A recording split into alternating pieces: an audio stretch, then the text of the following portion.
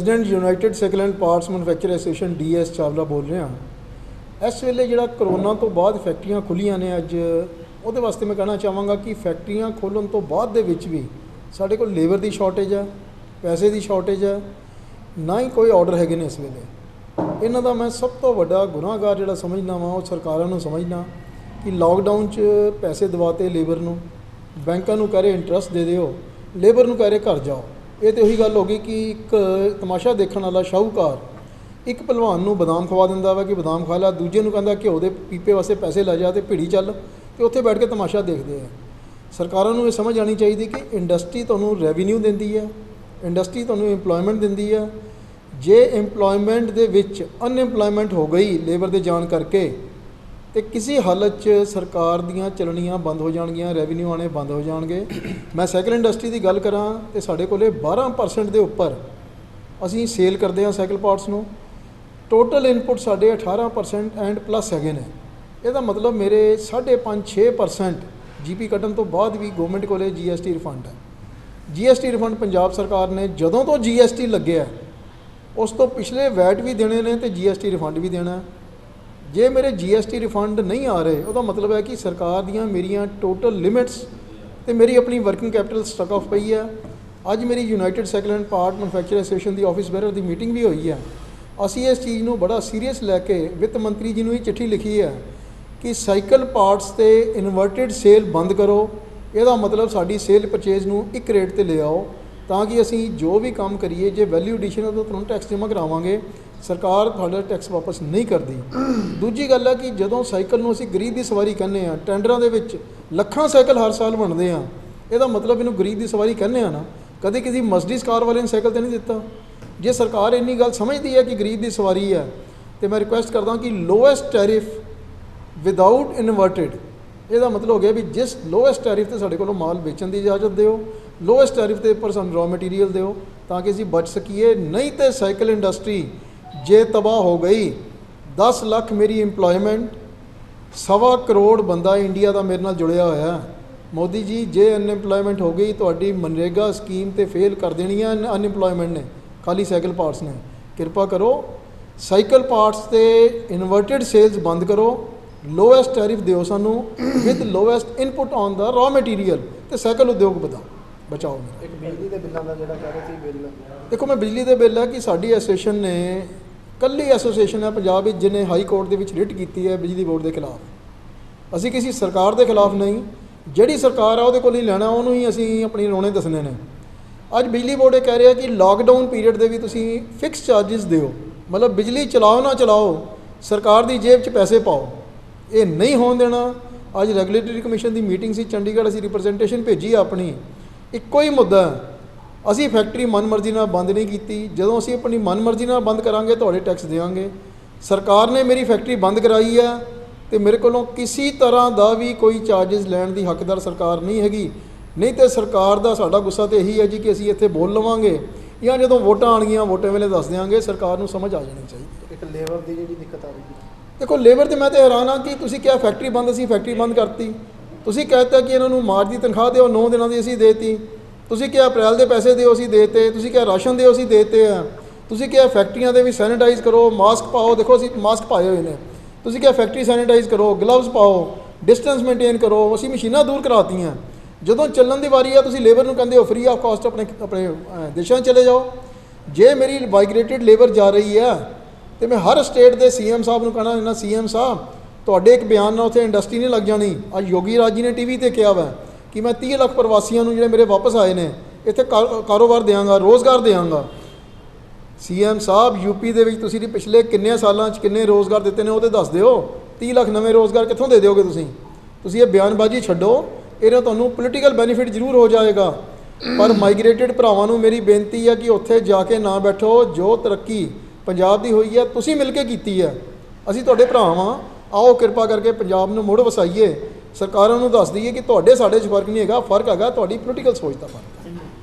ਸਤਿ ਸ਼੍ਰੀ ਅਕਾਲ ਜੀ, ਮੇਰਾ ਨਾਮ ਹਰਸਿਮਰਜੀਤ ਸਿੰਘ ਹੈ। ਮੈਂ United Cycle parts association secretary ਹਾਂ ਔਰ ਫੋਕਲ ਪੁਆਇੰਟ ਇੰਡਸਟਰੀ ਦਾ ਵੀ ਮੈਂ ਹੈਡ ਕਰਦਾ ਹਾਂ।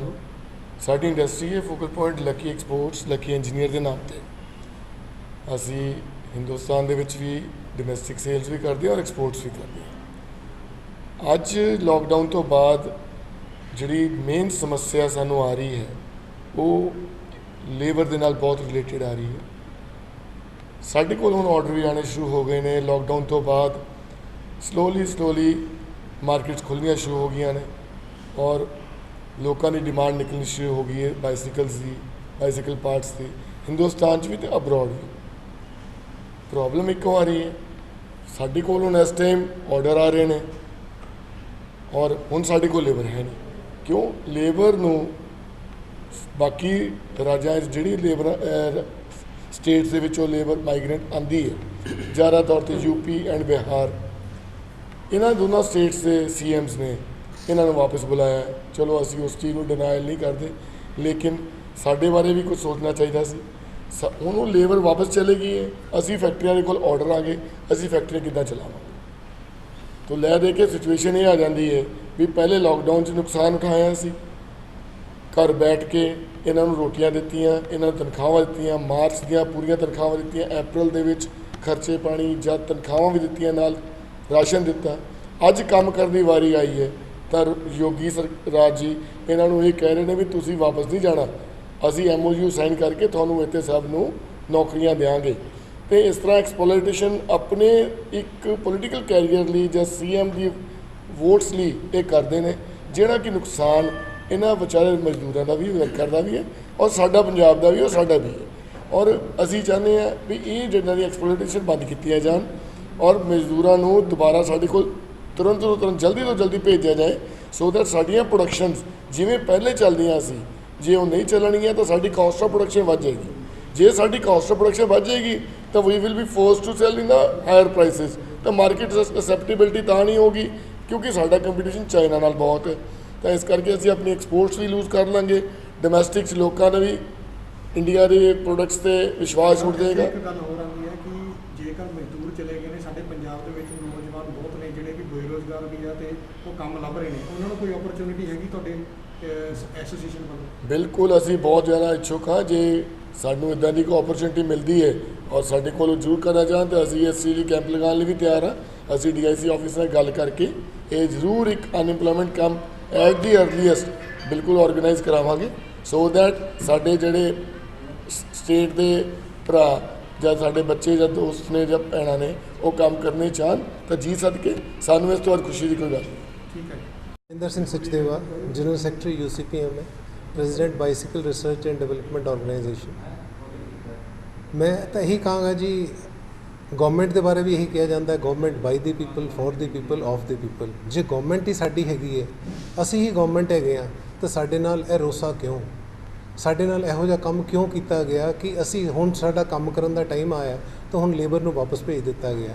ਅਸੀਂ ਲੇਬਰ ਨੂੰ, ਜਿਹੜੀ ਵੀ ਲੇਬਰ ਉੱਥੇ ਗਈ ਹੋਈ ਹੈ ਬਿਹਾਰ ਦੇ ਵਿੱਚ, UP ਦੇ ਵਿੱਚ, ਉਹਨਾਂ ਨੂੰ ਰਿਕੁਐਸਟ ਕਰਨੇ ਆ ਵੀ ਤੁਸੀਂ ਜਿਵੇਂ ਹੀ ਆਪਣੀ ਫੈਮਿਲੀਜ਼ ਨੂੰ ਮਿਲਦੇ ਹੋ, ਕਿਉਂਕਿ ਤੁਹਾਡਾ ਵੀ ਦਿਲ ਸੀਗਾ ਕਿ ਫੈਮਿਲੀਜ਼ ਨੂੰ ਮਿਲਣ ਦਾ, ਤੁਸੀਂ ਮਿਲ ਕੇ ਆਪਣਾ ਵਾਪਸ ਆਪਣੇ ਘਰ, ਇੱਥੇ ਤੁਹਾਡਾ ਆਪਣਾ ਘਰ ਹੈ ਲੁਧਿਆਣੇ ਦੇ ਵਿੱਚ, ਤੁਸੀਂ ਆਓ ਤਾਂ ਕੰਮ ਨੂੰ ਅੱਗੇ ਸੰਭਾਲੋ। As a bicycle research and development organisation ਮੈਂ ਇਹ ਵੀ ਗਵਰਨਮੈਂਟ ਨੂੰ ਅਪੀਲ ਕਰਾਂਗਾ ਕਿ ਜਿਸ ਤਰ੍ਹਾਂ ਇਹੋ ਜਿਹੀ ਪ੍ਰੋਬਲਮਸ ਆਈਆਂ ਤਾਂ ਤੁਸੀਂ ਸਾਡੇ ਇੰਡਸਟਰੀਅਲਿਸਟ ਭਰਾਵਾਂ ਨੂੰ ਆਰਟੀਫਿਸ਼ੀਅਲ ਇੰਟੈਲੀਜੈਂਸ ਦੇ ਉੱਤੇ, ਰੋਬੋਟਿਕਸ ਦੇ ਉੱਤੇ, ਜਿਹੜੇ ਵੀ ਇੰਪਲੀਮੈਂਟੇਸ਼ਨਸ ਨੇ ਲੋ ਕਾਸਟ ਆਟੋਮੇਸ਼ਨਸ ਦੇ ਉੱਤੇ, ਸਾਨੂੰ ਉਹ ਟ੍ਰੇਨਿੰਗਸ ਦਿਓ, ਉਹ ਇੰਪਲੀਮੈਂਟੇਸ਼ਨ ਦੇ ਉੱਤੇ ਸਾਨੂੰ ਫੰਡਸ ਦਿਓ ਤਾਂ ਕਿ ਅਸੀਂ ਇਹਨਾਂ ਚੀਜ਼ਾਂ ਦੇ ਉੱਤੇ ਰਿਵਾਈਵ ਕਰ ਸਕੀਏ ਅਤੇ ਅੱਗੇ ਵੱਧ ਸਕੀਏ। Thank you.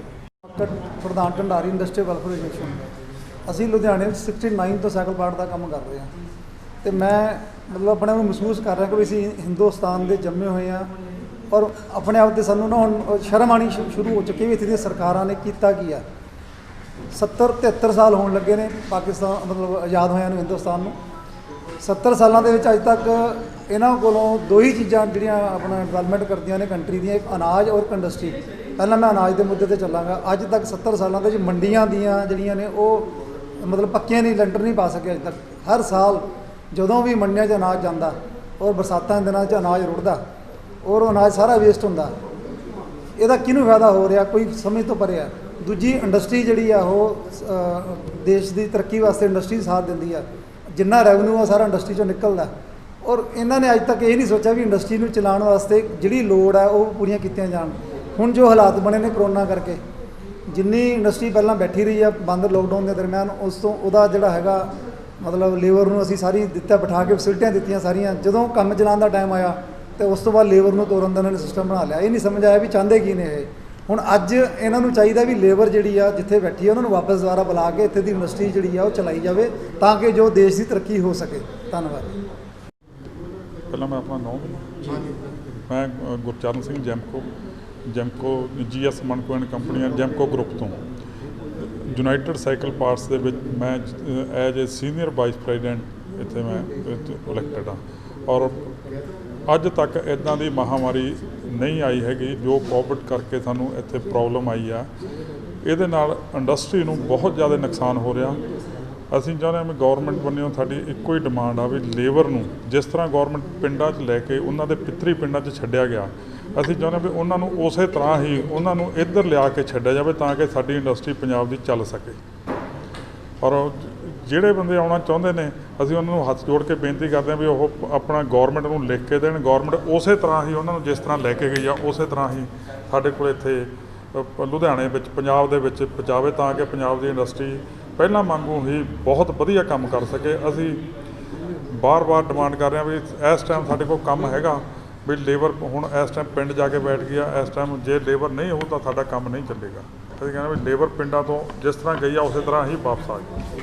Thank you. Subscribe to our YouTube channel News DNN by clicking the bell icon. Don't forget to like, comment and share.